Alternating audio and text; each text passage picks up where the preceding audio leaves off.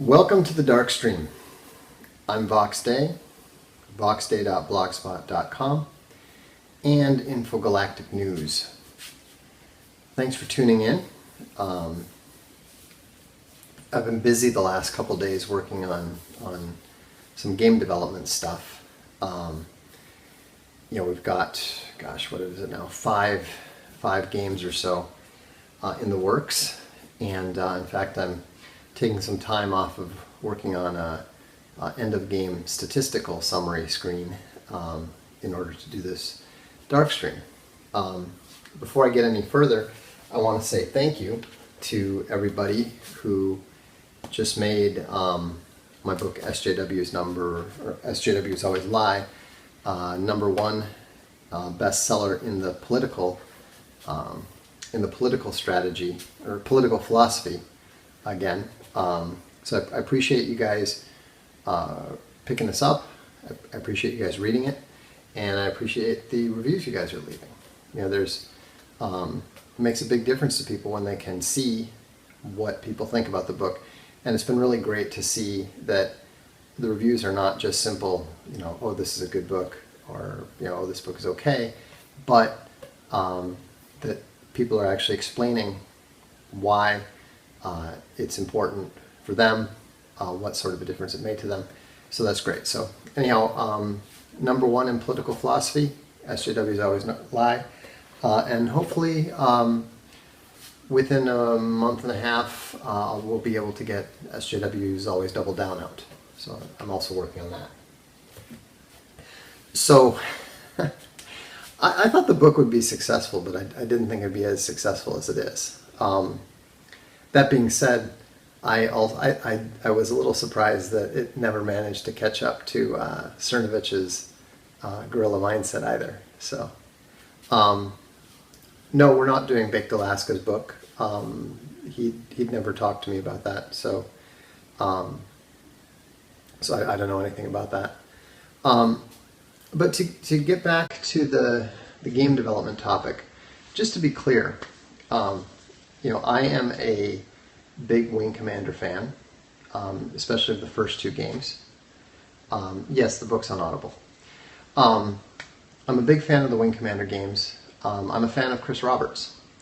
I know Chris, not well, but he was very kind and gracious to me when I was just getting into the industry. I'll never forget one evening at the West in Santa Clara at one of the early CGDCs when I had the opportunity to sit and spend the entire evening at a small table with him, John Romero, and 2 or 3 other guys, just talking about game design, game production, and so forth. I also remember at the end of the evening, the bar bill was $700, and Chris paid the whole thing for everybody. So, I think very highly of the guy. I think that he is one of the great game designers of the industry. Also, a lot of people don't know this, but I spent a couple of years working for Europe's largest independent game financer, and Chris actually came to us and was pitching a revival of Wing Commander, and we turned it down. I actually recommended that we do it, but the fund that was backing the company turned it down. And it was kind of funny because 2 years later at GDC, I ran into the guy that I'd worked with, and this is when Star Citizen had just brought in all the money and stuff, and he was like, "Oh, you heard about Chris's new project, right?" And I was like, "Yeah, of course." And he was thinking, "Oh man, we should have done it. It would have been huge." Now, who knows? I mean, actually, I do wish we had done it, because I think that if Chris had stuck to doing a updated Wing Commander, he would have been able to do it successfully, and it would have been a huge hit. And so, I even talked to Chris a bit about possibly using we had discussed possibly using one of my AI systems in Star Citizen to provide artificial intelligence for the wingmen. So, the point that I'm trying to make here is that I am not a Chris Roberts basher. I'm not a Star Citizen backer. And I have always wanted Star Citizen to be successful. However, after, I guess it was maybe a year to a year and a half ago, I talked to a number of people, including Derek Smart. I invited Derek to come on and talk about Star Citizen at one of the brainstorms that we did. And it was a great session. It went on for 2 hours. And the thing that was most interesting is that one of my partners in Alpenwolf, who loathes Derek Smart, basically considers him to be the equivalent of the devil in the game industry, or had up until that night. It was kind of funny talking to him afterwards, and he said, I can't believe this, but Derek really knows what he's talking about. And it's true that Derek does, because Derek's one of the few people who has ever attempted a large-scale game of this type. The stuff that he's done with both, starting with Battlecruiser 3000 AD, which of course, as we all know, was the most famous failure in the industry prior to what looks like Star Citizen is going to be. But a lot of people don't realize is that he did successfully do a number of independent games that were very large-scale, space type stuff, that were successfully developed. And so the thing is that when you are a game developer, almost everybody has been involved with one or more failed projects. It's just like books, like publishing books. For every book that actually gets written in its entirety, there's 50 books that somebody started writing. There's 100 books that somebody started writing and didn't finish. I'm going to finish the Sea of Skulls, don't worry, and I'll finish the series too. But and then each game that gets started, you do the concepts. Sometimes the concepts get approved, sometimes they don't. I have a design that did really well with Konami. It was called Dojo. It was, they told me that it was the first game that the two Japanese execs on their decision-making board did not abstain. Typically, the two Japanese representatives would abstain or vote against stuff, but in this case, they actually, if I recall correctly, they actually supported the game. So Konami was going to develop it, and then they laid off, or they basically closed their offices in the Bay Area and wanted to move them to LA, and so everybody quit. And then, suddenly you have no more champions. Suddenly the project's dead. Okay. Yes, I do think that making a good game is a tremendously difficult endeavor. The most difficult endeavor, in my opinion, is making a good game that also has some strong original aspects to it. But see, this is where, to return to Star Citizen, this is where I believe that the project failed. And this is where I believe that Chris got himself in trouble. And there's a number of factors that went into it. And so the main factor is that Chris is a really good designer, and he's a very ambitious designer. I'm a good designer. I'm not as good as Chris. But I've been told by John Romero himself that I'm a good designer. He also told me that I'm a mediocre producer, which is true. Everybody, every designer can produce, almost every producer can design, but they're very, very different skills. They're very, very different mindsets, and it's a very rare individual who is equally good at both. And so I don't think you need to make mistakes before you make something great. There are certainly guys who have made stuff great without making any serious mistakes. But certainly most people who make great stuff have made mistakes. And people make mistakes even after they've made great stuff, mostly because they're trying to do something new. And so the problem with Star Citizen is that the idea of what Star Citizen was kept growing. Originally, I have all the original stuff for that Wing Commander reboot, and it's a solid, basic game. Nothing too crazy, nothing too epic.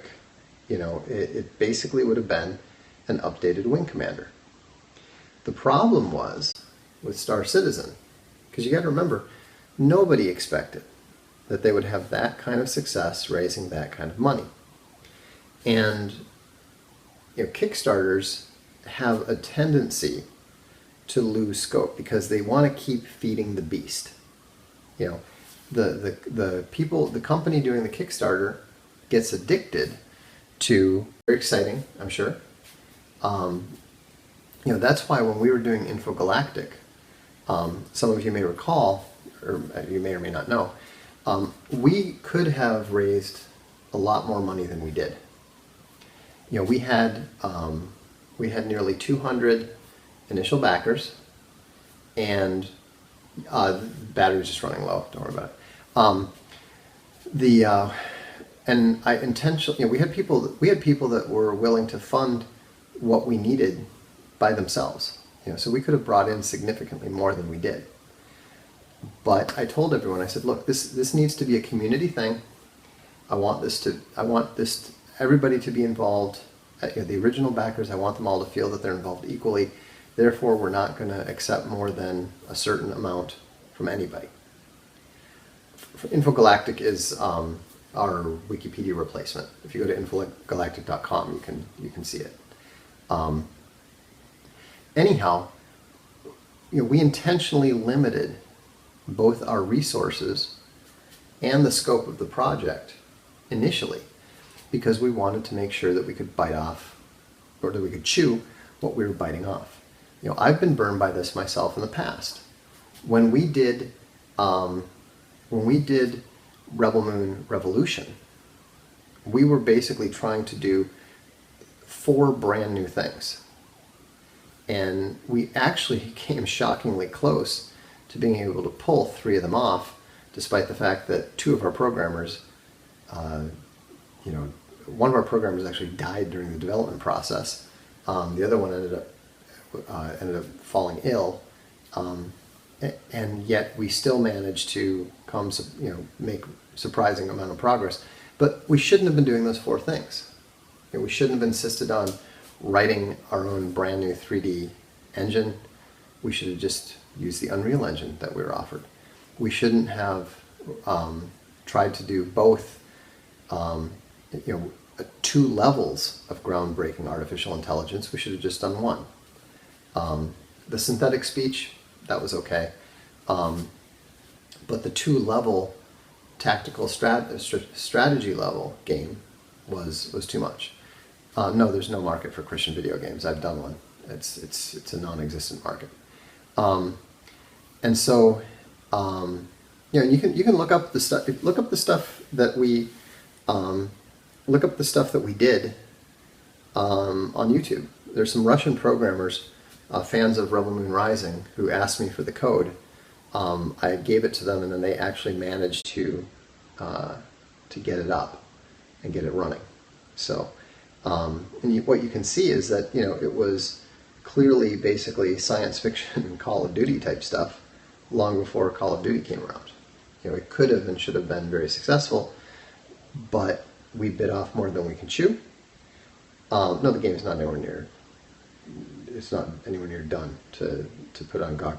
But the point is, and then also GT Interactive melted down. I mean, if we had been smarter about the development, we would have been in a position to take it to someone else. But as it was, we just walked away at that point. But anyhow, so what I'm saying is that the scope creep is probably the biggest single problem that any sufficiently funded game development program has. And so I think that the Star Citizen project got too caught up in keeping the funding going, making more and more and bigger promises in order to keep that revenue stream going, rather than saying, okay, hey, we have the money that we need to do what we originally planned to do, and so we're going to do that.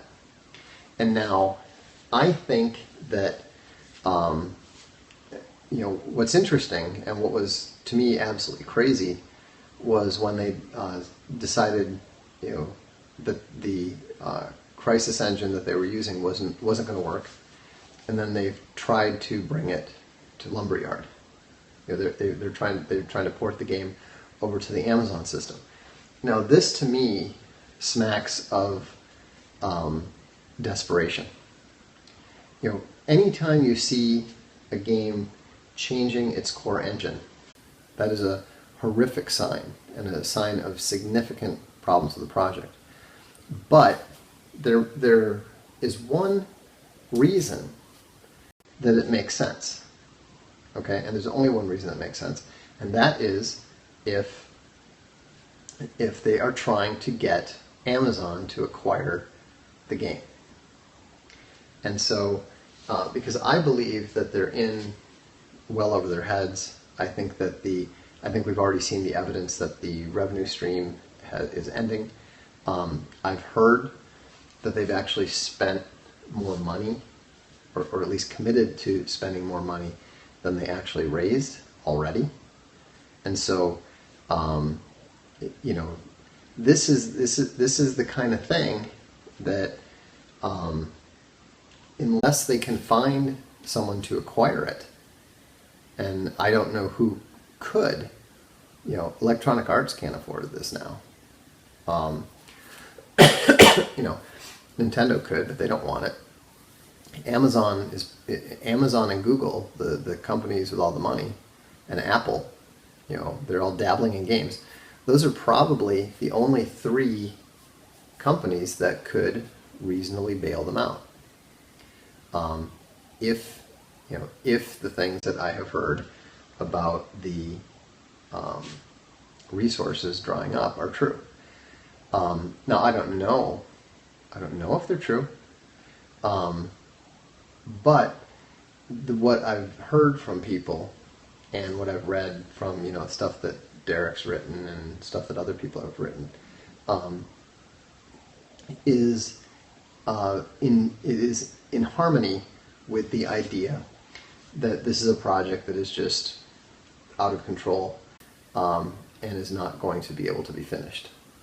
And so, and keep in mind, I'm speaking as somebody who's been in that position on a much smaller scale. When you have too many parts, too many moving parts, and too many of those moving parts are things that all need to be finished separately, it's very easy to get to a point where you suddenly realize this is never going to work. There is no way that we can get all these pieces finished and put together in any sort of reasonable amount of time, that we can reasonably afford to do. And so it wouldn't surprise me. I personally think that the switch to Lumberyard is indicative of a Hail Mary attempt to find somebody to bail them out and make it possible to finish it. But see, here's the thing: when you say they should break the modules up into smaller games, they can't. It's just not possible now because the pieces are all over the place. You have to understand that they've probably got artists in one place, they've got some programmers in another, they've got other programmers and designers in yet another place, and everything is is all mixed up, you know.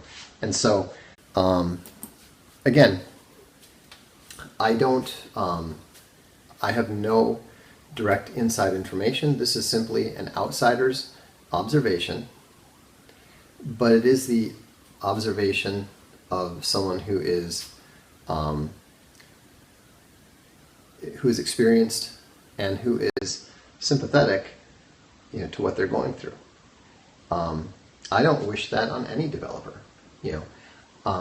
I was hoping that Star Citizen would be, you know, the next big step forward for games.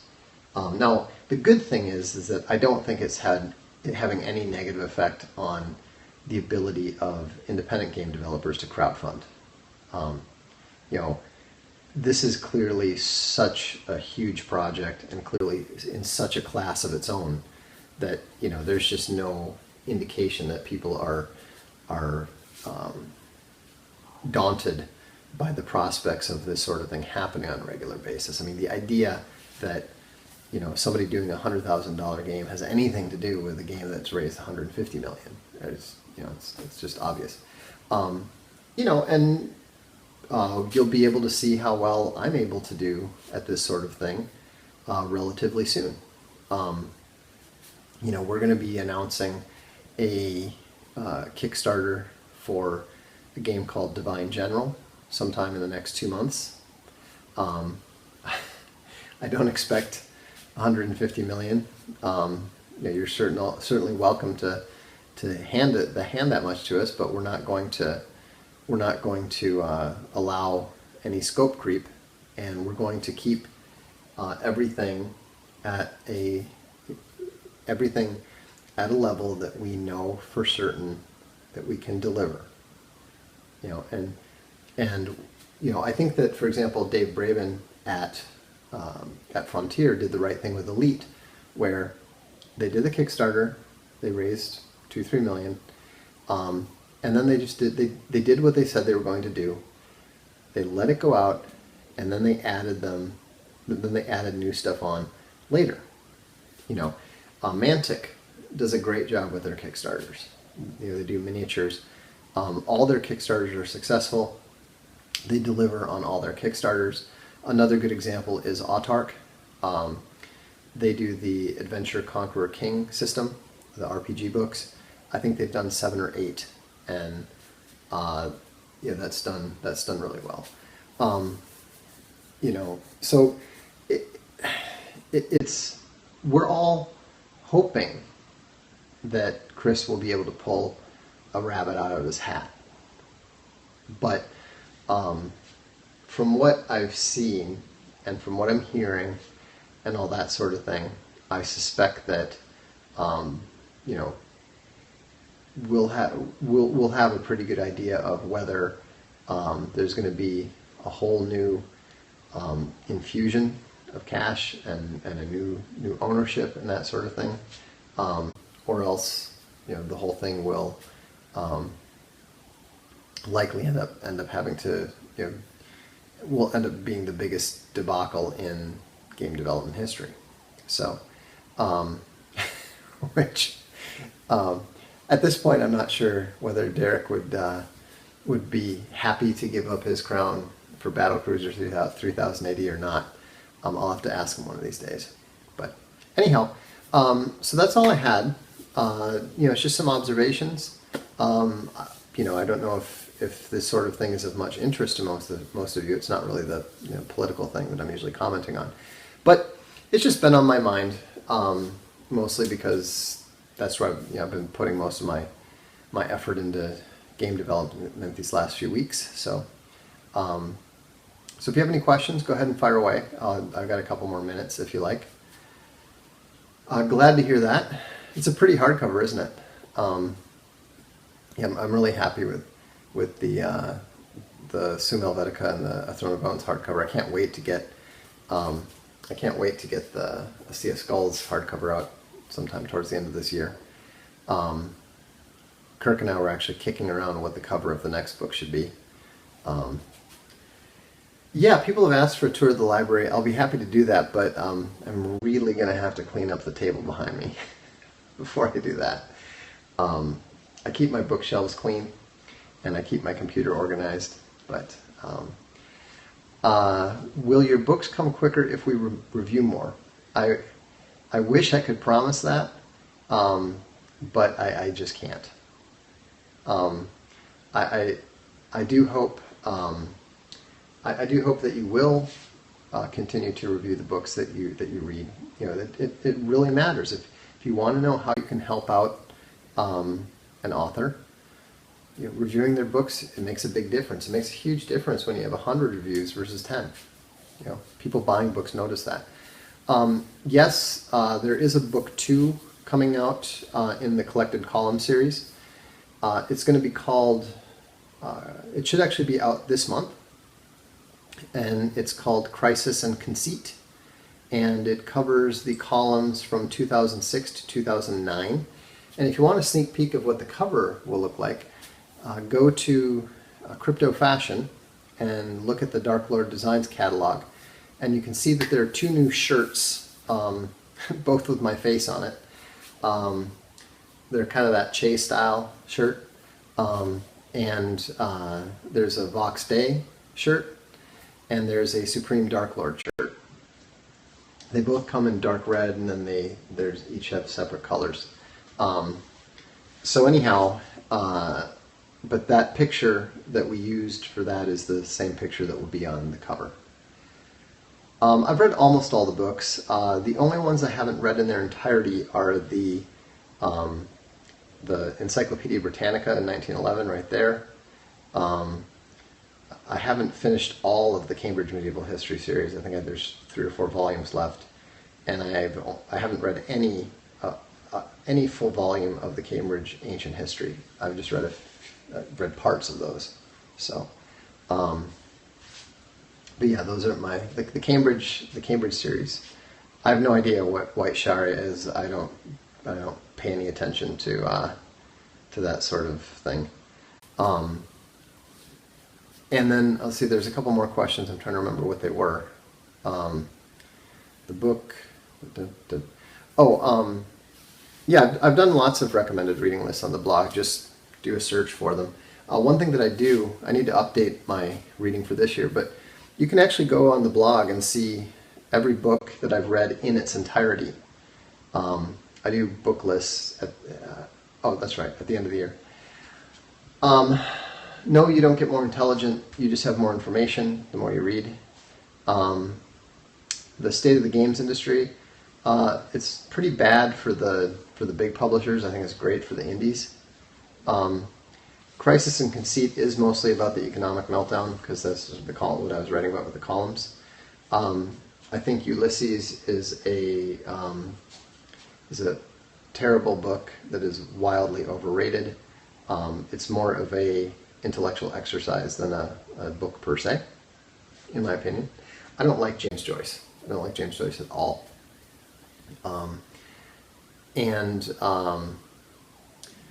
I'm okay at chess. I wouldn't say that I'm good.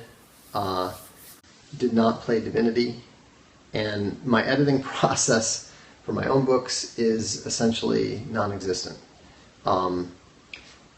Basically, I don't like to read my own stuff, and so I don't do outlines, and I don't really do edits. I just basically have a proofreader go over. I have 2 readers that read stuff. I have 2 readers who read stuff, and they will let me know, and then it would be kind of shocking for people to realize how quickly Sea of Skulls came out after I just decided, this is good. My editing process for others totally depends. Depends on the writer, depends on the book, depends on the genre. I'll talk about that some other time. I mean, that's a whole periscope, if not a series of periscopes on its own. So, anyhow, thanks for tuning in. If you want to check out the new Supreme Dark Lord shirts, go to Crypto Fashion. Otherwise, we will look forward to seeing you soon. Thanks again. Good night.